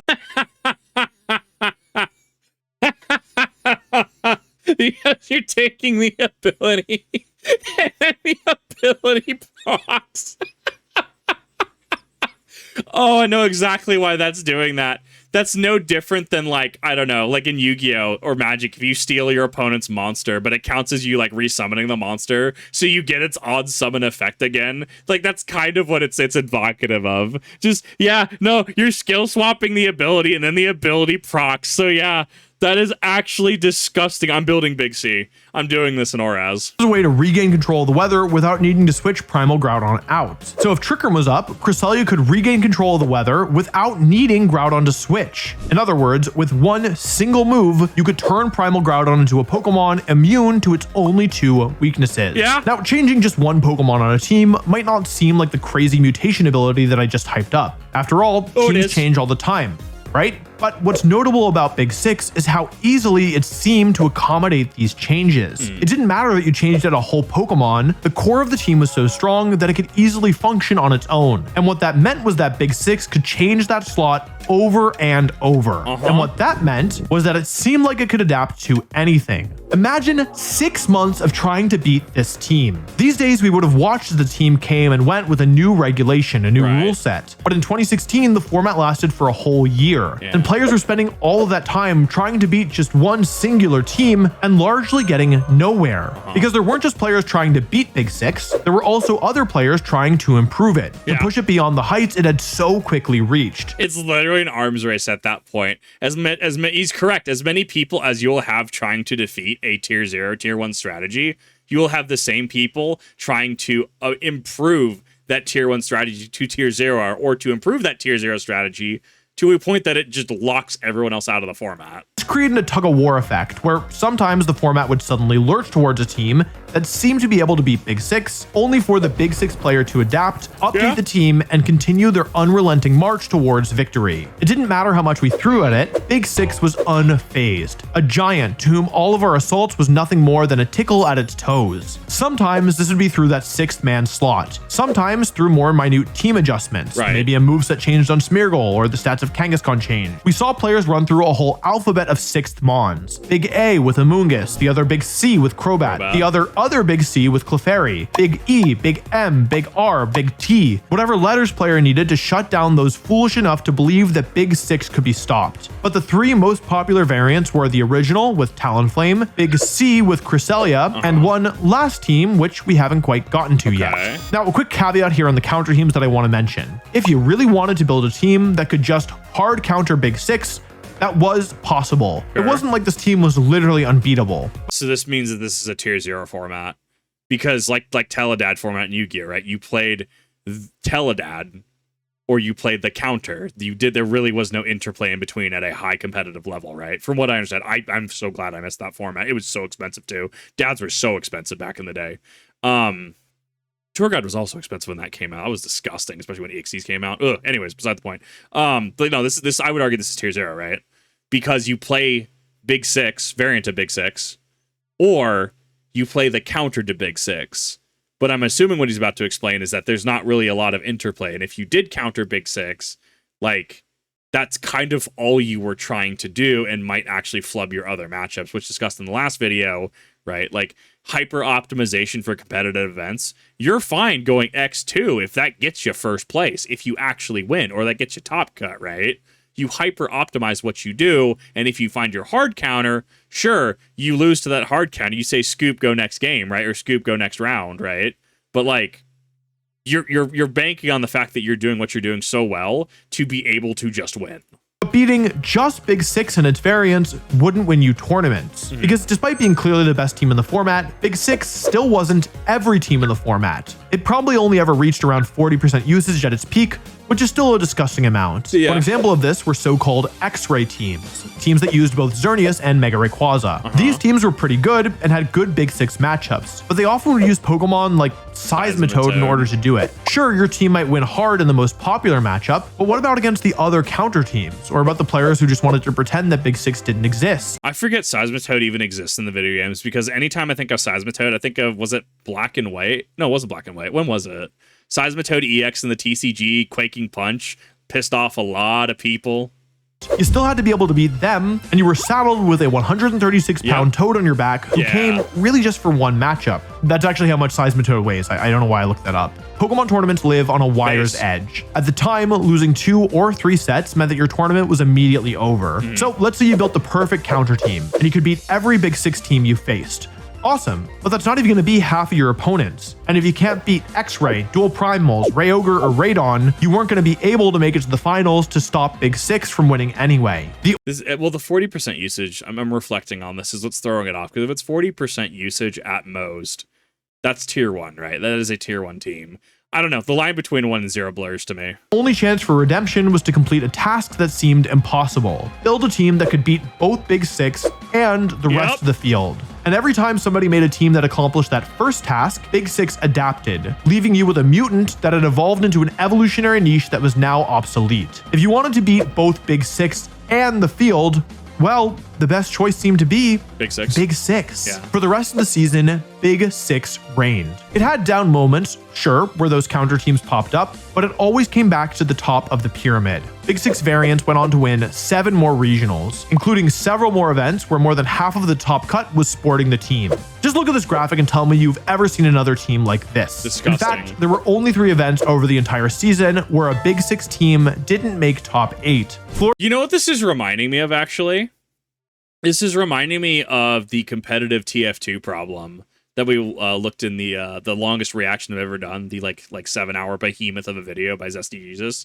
How competitive TF2 is harkening back to its roots of Quake and actual Team Fortress 1, where you have to know your movement tech and you have to know what you're doing so well, and those minute differences actually constitute whether you win or lose.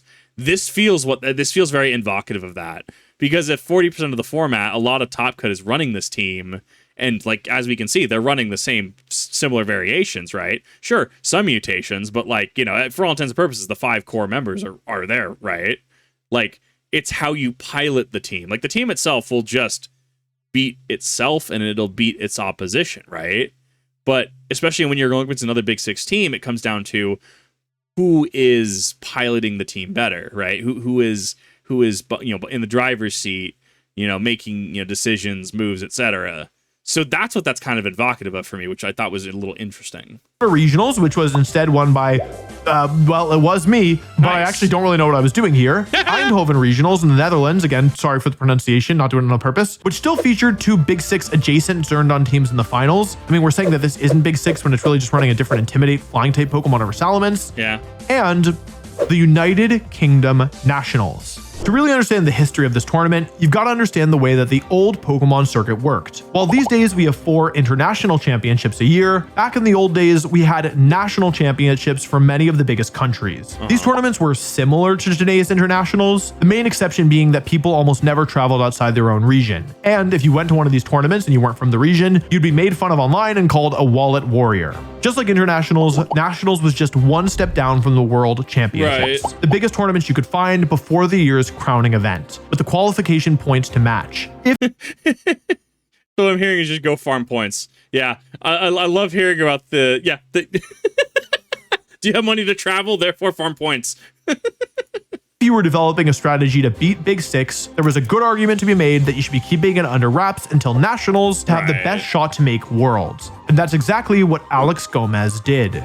You might remember Alex Gomez's name from the very beginning of our history, when he placed second at a UK regional using dual primals. This time though, Alex wasn't at a regional with 87 players, he was at a national with 315. And this time, he wasn't settling for second, he was taking first, with the same archetype he'd brought to Wakefield months before. Alex led a wave of dual primal teams that swarmed the United Kingdom, taking Big Six's spot seemingly overnight. Dual primals refers to the combination of both Primal Groudon and Primal Kyogre on I mean, to be fair, it doesn't take up the Mega Evolution slot, and you can do both primal versions in a single game, if I remember correctly. The same team. While it might seem unintuitive since their weathers compete with one another, you were also using two of the strongest legendaries ever created. Yeah. And of course, having both forms of primal weather meant that you would always have a counter to your opponent's Groudon or Kyogre. Right. If you were winning the weather war, you were often winning the match. But with dual primals, if you were losing it, you still had a shot, because that weather could work for you as well. 6 of the top 8 teams were some version of dual primals, and the spots below them didn't look great for Big Six either. Of the top 32 teams, only 3 of them even had Xerneas and Groudon, and the one that took second only bore a passing resemblance to the format's former top team. Big Six had been down before, but rarely had it looked so out. Could this finally be it? Until they literally place the Talonflame slot with Kyogre, and then it's just all Fubar from there. Had light finally been visited upon the land at last? Had the tyranny without end finally ceased? The true test of that bright future would come in just a few days' time. Back in 2016, since most countries had their own nationals instead of one consolidated international, you'd get all the European nationals in a row, and German nationals were set to take place 1 week later. If Big Six was going to pull its adaptation trick, this was the place. So German nationals go down, and yeah, Big Six isn't dead. Look at all these familiar looking Zerndon teams. Interesting. But I say Zerndon, not Big Six, for a reason. Because if you take a close look, you can see that quite a few of these teams weren't replacing the Talonflame or the Cresselia slot. They were including Cresselia and leaving behind one of the Megas in favor of a very specific Pokemon, Thundurus. Thundurus not only offered speed control in the form of Thunder Wave, it was also one of the premier answers to Kyogre in the game. Not just because of Thunderbolt, but because of its attack roleplay, which could be used just like Skill Swap to reset Desolate Land.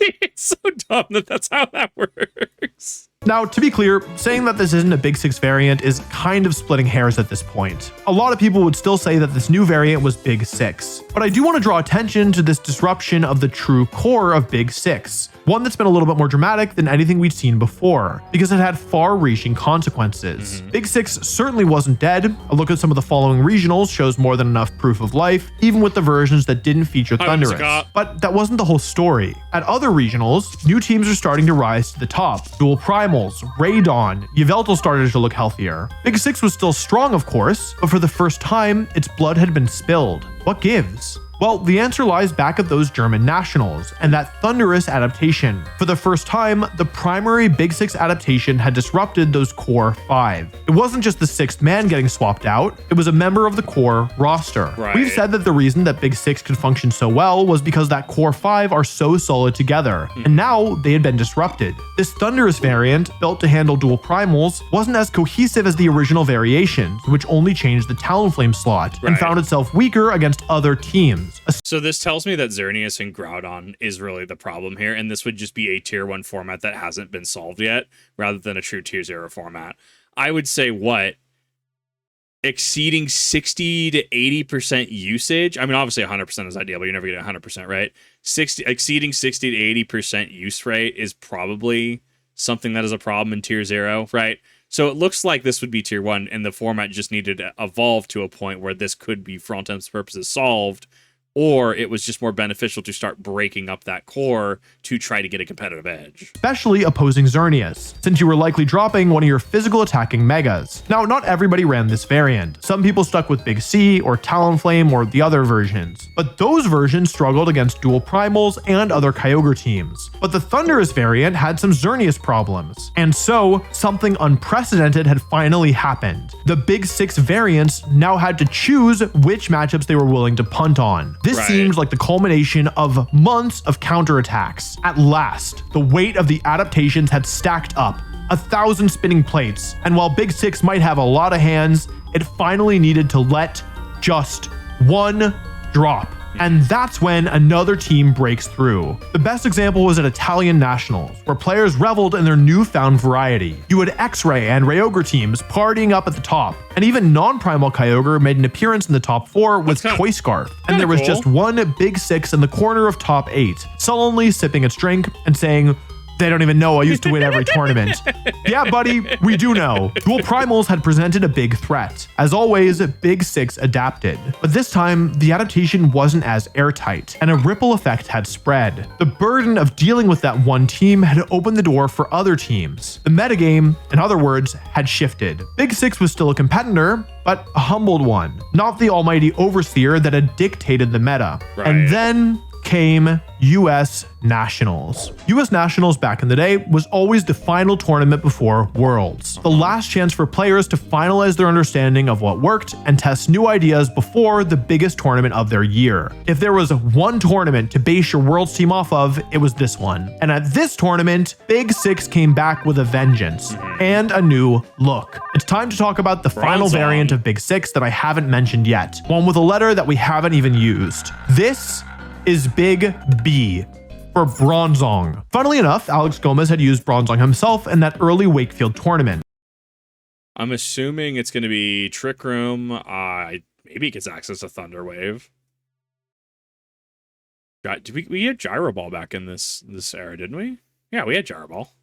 Since then, it hadn't seen much use. Alex himself dropped it for UK Nats. But Bronzong did one thing very well. Something Big 6 needed right now. It matched up well into both Dual Primals and Xerneas. Xerneas had started to give the Thundurus variants of Big 6 a hard time, but Bronzong's matchup into Xerneas was incredibly good. In addition to Trick Room turning Xerneas' speed against it, Bronzong's natural steel typing and ridiculous bulk gave it the special distinction of being one of the only Pokemon in the game to be able to survive 2 Geomancy boosted Moonblasts. This is why, okay, I was curious why people use Bronzong in this era. Now I know. After which, you could fire back with a Gyro Ball, a move that did massive damage even with no attack investment, because it does more damage based on how much faster the target is than the user. Bronzong is quite slow, and Geomancy doubles Xerneas' speed, capping out Gyro Ball's base power. Bronzong's Dual Primal matchup was a bit more complex, mostly because you had 2 paths forward. First, just like Cresselia, you could use Skill Swap. Bronzong also has Levitate. This would give you an advantage against opposing Primal Groudon, as you'd be immune to their ground-type attacks. The problem was, other teams featured Skill Swap too, and if they used Skill Swap on their Primal Groudon,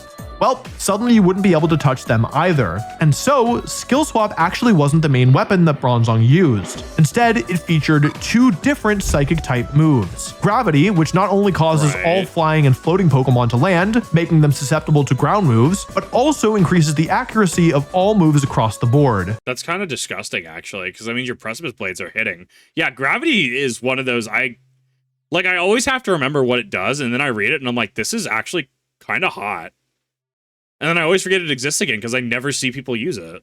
Which combos with Hypnosis. Oh, that's disgusting. Oh, no. Oh, God. Oh, I need to see what Pokemon even have access to Gravity. Pokemon Grav... I don't even know who gets it other than Bronzong, obviously. Dusclops, the Dusclops line gets it, Arceus, whatever. Necrozma gets it. I feel it's a waste of a slot. Deoxys speed with Gravity could be kind of hot. Although Sandy Shocks gets it, Probopass. Clefable gets it. Executor gets it. Metagross gets it.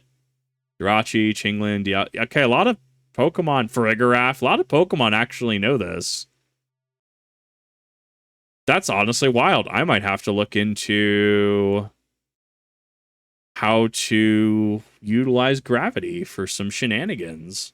A 100% accurate sleep move inside of Gravity. Of course, Gravity has the added benefit of making the inaccurate Precipice Blades always hit. And now, if your opponents skill swap their Kyogre or Groudon, you could still hit them with Precipice Blades. At the second most important tournament of the year, Big 6 played its trump card, and the result was clear. Big B popped off at US Nationals, giving Big 6 a way to disrupt Dual Primals, while only changing that usual rotating 6th man slot, keeping the core roster intact with its good matchups into everything else. The finals featured 2 Big 6 variants, Big C against Dr. Aaron Traylor's Big BC, as he dropped Kangaskhan to have both Cresselia and Bronzong. In the end, the Big C team won, And for the last time before Worlds, at the biggest tournament of the year thus far, Big Six made up half of the teams in top 8. The other two Big Six teams, for those curious, were Big B. All our efforts to stop it had failed. At the end of the day, it had outlasted, out-adapted, and outfought its enemies. The two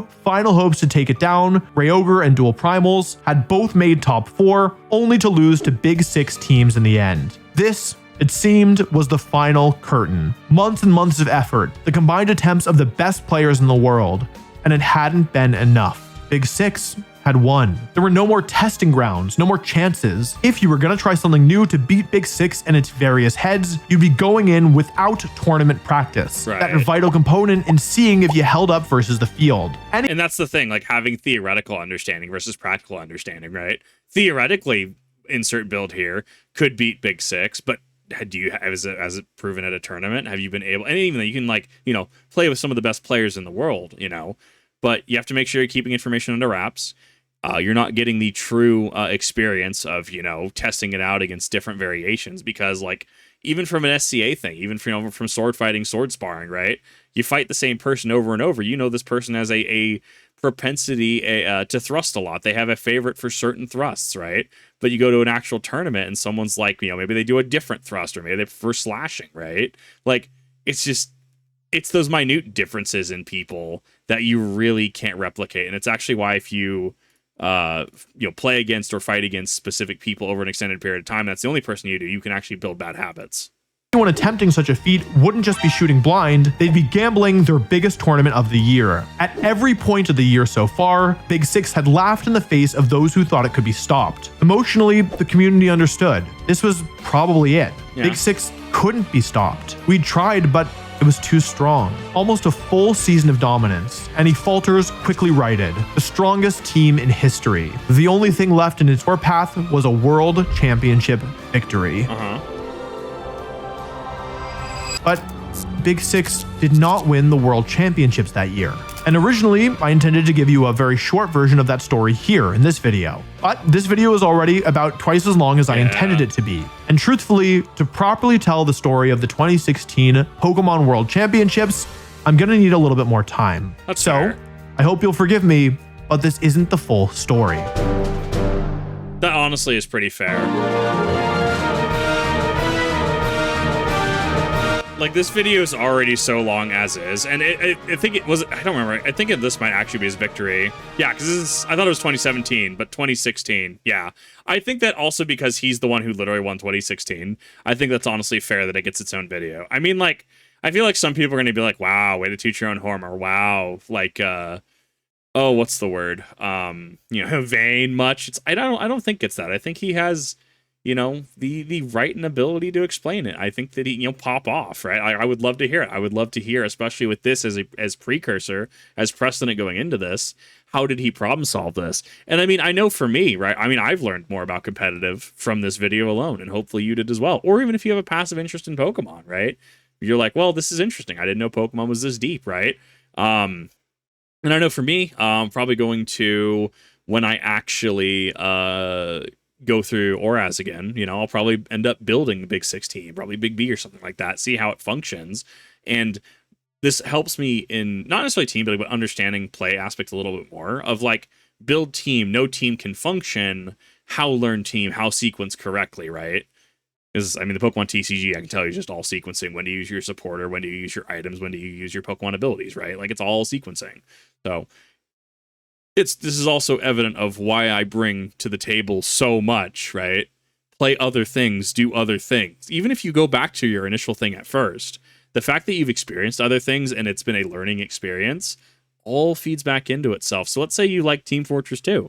Go play Call of Duty. Go play Battlefield. Go play, you know, Ready or Not. Go play, you know, insert game here, Destiny 2, Division 2, right? Figure out what you can learn from that and see what you can apply to Team Fortress 2. Or if you say you're a Call of Duty player and you go to Team Fortress, what can you learn from that you can apply to Call of Duty and especially team fighting, right? So a lot of learning here. It's a really, really good video. I honestly really love this. Thank you, Wolf, like, for an amazing video. And I can't wait to see your own personal journey winning 2016. I incorrectly remembered it as 2017, but yes, the 2016 World Champions, especially in light of this Big Six metagame. And I can't wait to see that whenever that comes out. Obviously, as always, I do wait a couple days, right, when a video launches. That way the original video can get some, time in the algorithm. I don't agree with, hour one, day one reaction go live. I just can't do it. That's just a personal me thing. But thank you everyone for watching as well, especially if you stuck around for the entire hour and 40 minutes. I really do appreciate it, and hopefully you have a wonderful rest of your day.